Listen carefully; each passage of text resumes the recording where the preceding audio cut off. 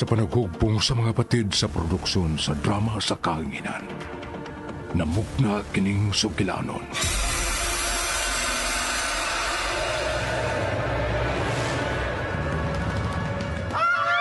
Mahulang buhay na to karon. Ang minatay o kahadlok sa kantauhan nga nakasaksi niining daw dili katuho ang panghitabo ug makalilisa na tanan-awon sa kalangitan.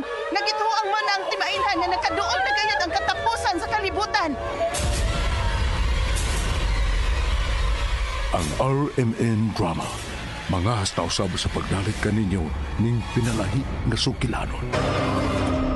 Tungod sa maong hitabo, nagkainit ug mas nagkainit na karon ang tensyon tali sa duha ka labing gamhanang mga nasod, ang Russia ug Amerika, nga gikabalakan nga mamahimong hinungdan nga muulbo ang ikatulong gubat sa kalibutan.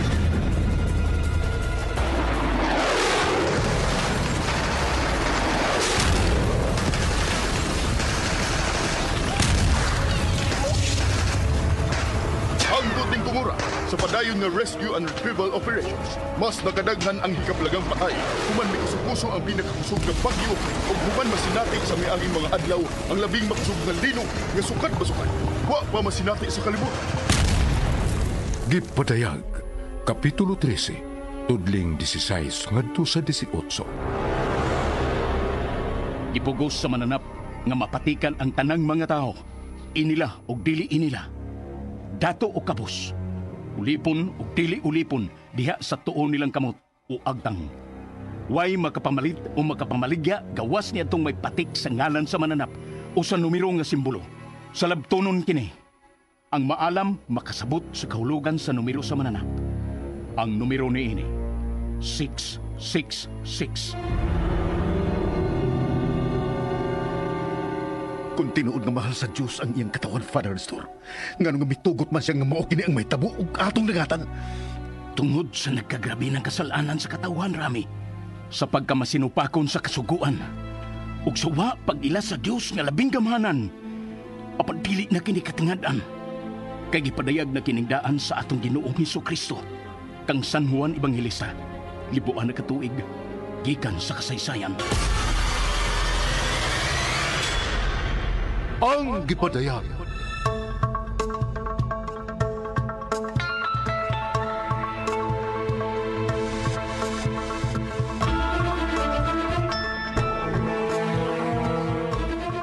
Ang gipadayag. Ang ayan bang kadlukan ang umaabot. Unsa kalikunan mong pagtuo o pagsalig sa labing gamhanan o buhi na Diyos. Dili ba kinimatay di mahilo ka pa sa naisulat ng daan o umaabot pang magkalilisang na mahitabo sa kalibutan. Ang gipadayag! Gimugna alang sa kalingawan, uban ang pamasin nga maghatag og pagtulutan, apan dili aron paghatag og kahadlok sa katawan. Sa panuwat sa ubos ninyong igsuon, Glenn Pino. Direksyon, Dino Birungan Eliseo. Spinner, Ariel Mancao. Soundman, Ricky Garing. Technician, Lloyd Gabiana. Dalit kaninyo sa RMN Drama.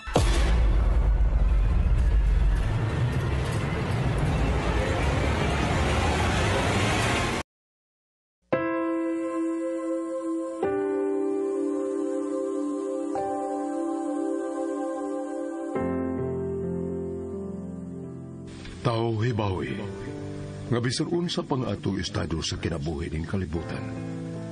Bisan unsa pa man ang atong binuhatan, tumong o katuyuan, walay malilong nining tanan, kay nakita man kini sa Dios nga labing gamhanan.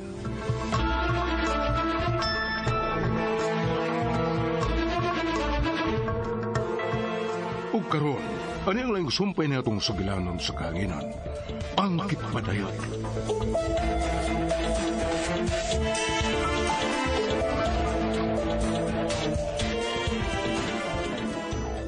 Tibaw ka ba? Gagi kataho nga ex-ATO officer nag-iingon nga mi-reveal sa matuod ko ng ginungdan sa pagka-crash sa mga abyon. Ikaplaga na lang patay sa hotel. Tinul ba kini mong gingon, ma'am? Tinul ba kini? Wa ka na ba di isaling ako, san? Nga nagapangutana ka manana? Kwan, ma'am. Ug usa pa, unsa man kuno rason nga makakanta ka? Aron ba dili ka nang walahos pag-aris kauluhan? Nahinangot kong pakasayad mo ari ka, and I mean it. Oh, ma'am, I'm sorry kung nalain ka, but dili ka na mo ibutang ko ipasabot. I mean, nakalitan ako sa imong gisulti na ko karon. Din maton mo nga patay na ang maong ex-ATO officer nga mao gyud ang main reason sa akong pagana. Never mind, Ram. Nakalitan lang sa ko si mo gisulti. But imo kong napasabot. And forget about it. It's okay. Subon ko, ma'am, I'm sorry. I'm so sorry. I said forget about it. Okay. Yes, okay. Bye, son. See you. Hello, ma'am. Ma'am. Wait. Ma'am Hillary, ma'am. Wala siya mangutanan ako kung what time mga kong arrival. Mo return call ka ko niya.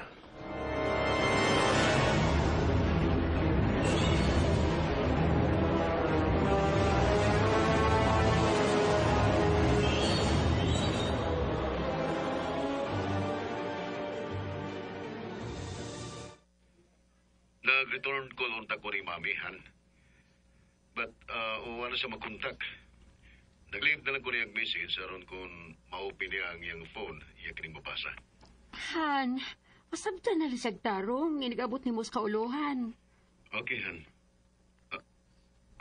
Yeah, Han, bye na lang, ha? Kay boarding time na. Okay, Ram, Han. Take care. I love you. I love you, Sheila, Han. Ikaw sab, take care, ha? Maulin ako niya sa ato for 3 days.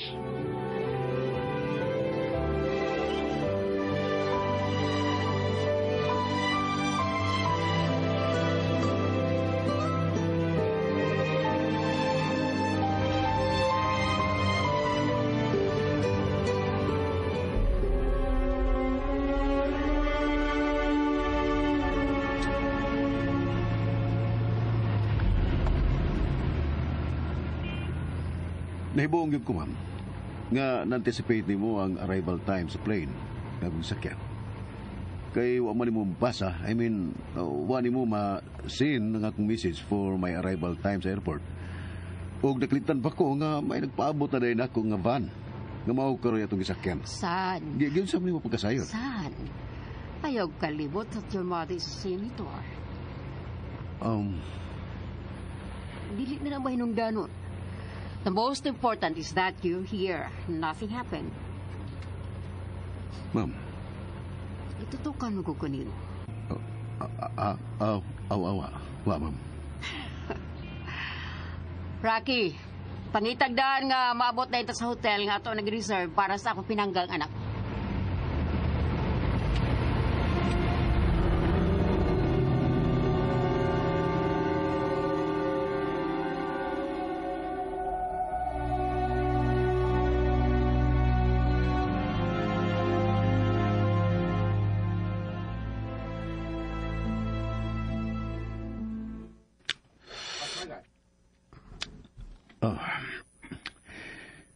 You remember Gio, ma'am?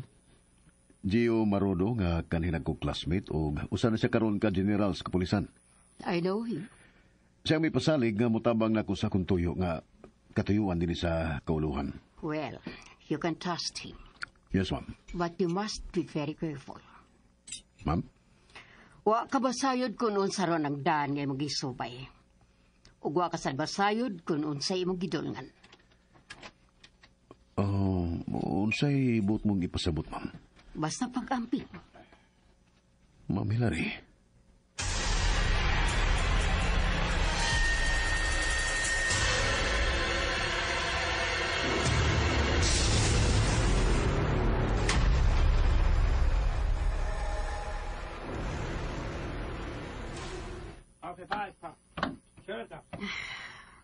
Bye, son. Bye, ma'am.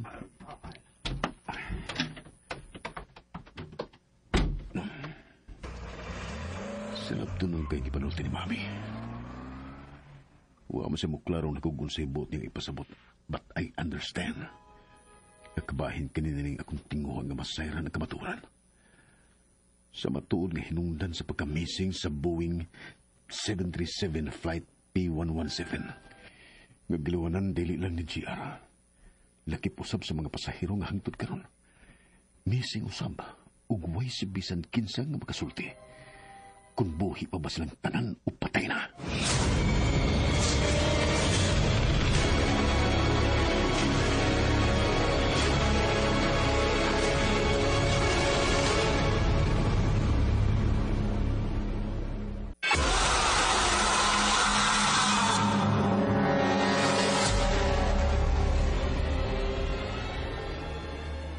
$1600s pa. I mean, gatusan na katuig ang milabay. O pibla na kahinirasyon sa ato mga kaliwatan ang nahimong kabahin sa plano. O nagtinguha siyang katumanan. Apan silang tanan, nangamatay na lang. Gisa o kini sa ilang mga anak, ngadto sa mga anak.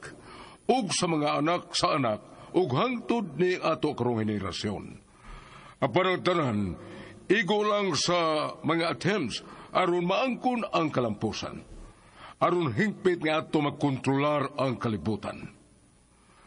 Taas na kaayong panahon nga milabay. Ang gatusan ka mga katuigan nga ng labay nausig lang. Gisugdan sa ato mismong mga katigwangan sa nagkalain-laing bahin sa kalibutan. Nga gunuobon ang simbahan. Ang Kristyanismo nga mo'y bugtong babag ug mortal nga kaaway natong tanan. Gikan pa sa sinugdanan. Nagpatungha kitag mga taong may radical nga pangutok ug panghuna-huna aron mahiluka pa ang matuod nga simbahan ni Kristo. Apan pakyas kita. Gibuhat ang tanan natong pamagi sama sa paghatag og kahigayunan sa mga kababayan nga mga inabuhi ug mupahilayo sa tagsa-tagsa nila ka mga pamilya.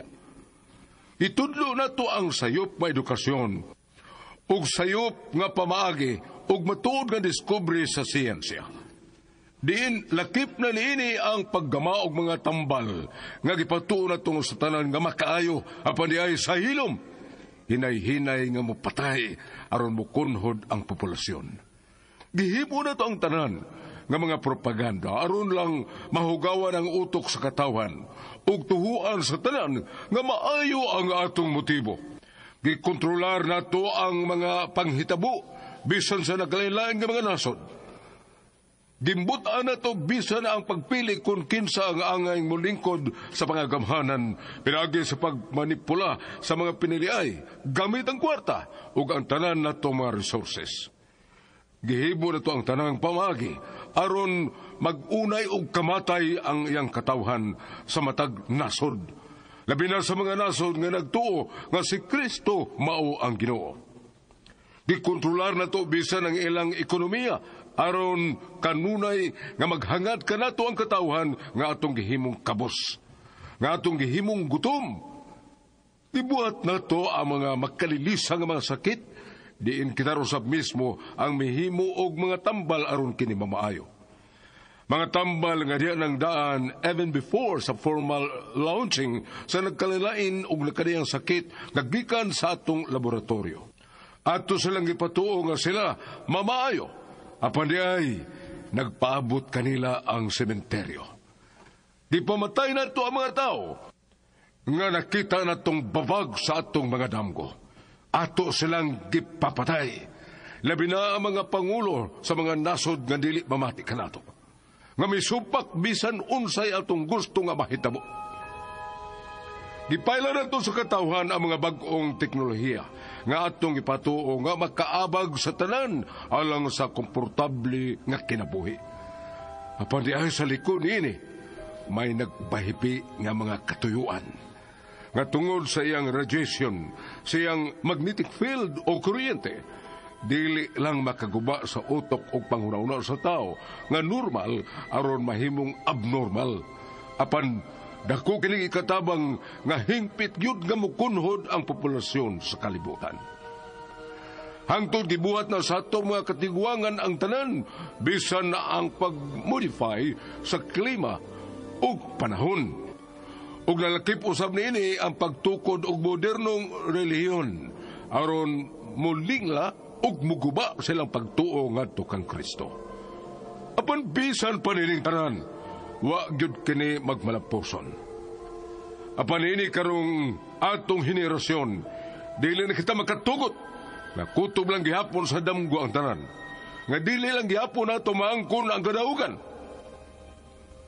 Alang kanako, karuna ang hustong panahon sa iyang katumanan.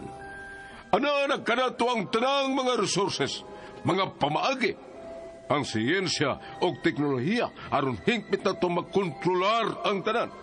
Ug nga may usa lamang ka relihiyon ang pagailhon nga angayayng magmando sa tibuok kalibutan.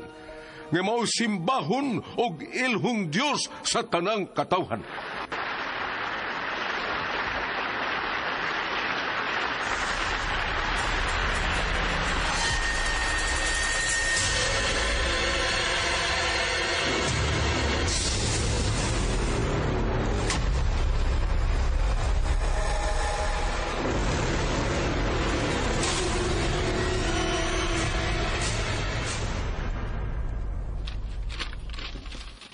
Kinsadyo? Sir Leopoldo Henry Davis. Tanawa, niya sa headline ng maong national newspaper. Sounds familiar. Wa tingali tao even din sa atong dasod nga wa makailan niya. Kay usa siya sa pinakaadunahan nga tao sa tibuok kalibutan. And if I'm not mistaken, kung wa ko masayo, he is the third richest person in the world. Ug daghan ang nakadaig kaniya tungod sa iyang pagka-successful nga negosyante. Apan nailausab siya sa iyang pagkamatinabangon, dili lang sa mga kabus. Ilado usab siya sa pagtabang ngadto mga nasud nga nagkalisod-lisod, particularly sa mga third world countries. Yes, Gio. And I really admire him also. Dili siya mawaram. Labi na kung ay pandemya. Kaysa mga sayong tuig sa 21st century, di nakisinati ang kalibutan niya itong mga tuiga og usa ka misteryosong sakit nga may kutlo og mga dulan sa 5 million ka kinabuhi ang nakalas. Anaa siya nga may donate og mga tambal and vaccines aron nga masumpo ang maong pandemya. Og mao kanay mas nakapailado niya. Nahinomdom ko niya na. Mga pagkadungog ko siyang pangan. Nakaingon kong sounds familiar. Daghan usab siya mga programa nga gi-sponsoran o gipaluyuhan. Labi na sa education. Kay nagpatungha siya mga deserving students sa mga nagkanilaing nasod. Bisan diin nga bahin sa kalibutan, ug niya karon din siya sa ato nasod. Mismo din sa kauluhan. Wow. Mo ba? Mao nga niya. Na-headline sa ato mga national dailies. Nagkortisikol gani siya sa atong presidente. So, I understand. Ganiya karon siya din sa atong nasod. For the same reason. Ang pagtabang sa atong mga kaigsuunan nga nag-ilaid sa kalisod. Og sa mga highlights sa iyang pagbisita sa atong nasod, Ram, mao ang pag-share sa iyang talent and expertise sa business and also the other side sa pagatubang sa pandemya. Kay he's like a visionary. Advance ang iyang mga panlantaw. Kay maka-anticipate yun siya kung adunay bago o mga misteryosong sakit nga masinati sa kalibutan. Kadiyot, may mga ingon-ana ba yun nga mga panglantaw, Gio? Unsay but mong ipasabot, Ram? May nabasa og na-gathered ko nga mga informations. Nga kini mga ingon ini, kabahin silang gingon nga conspiracy theories. O gamatod pa, nga ang mga na-involved nini, mao ang mga dagkong leader o mga adunahang negosyante sa kalibutan. Kasi mo ikasulti bahin niya amot nini nga akong gingon. Nalakip ka siya ini. Nga pagmanipulate even sa mga dagkong hitabo sama sa pagka-missing sa Boeing 737, Flight P117, nga mo'y giluwanan nila ni JR kanhi ug sa tanan nga luwan ni ini nga hangtod karon missing. Unsay may kasulti ini, Gio?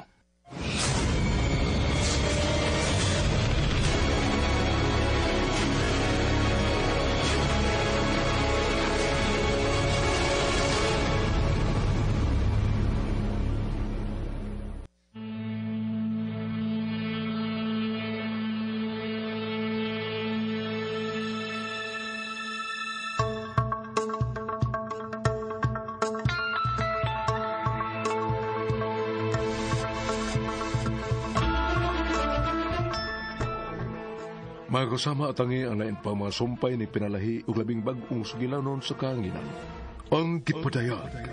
Sinulat ni Glenn Pino. Direksyon, Inday Bambina. Music and Effects, Ariel Mangao. Soundman, Ricky Bangis Garing. Recording Engineer, Lloyd Gabiana. Hangtod sa sunod ngay gayon, daghang salamat inyong pagpaminaw. Tatak RMN.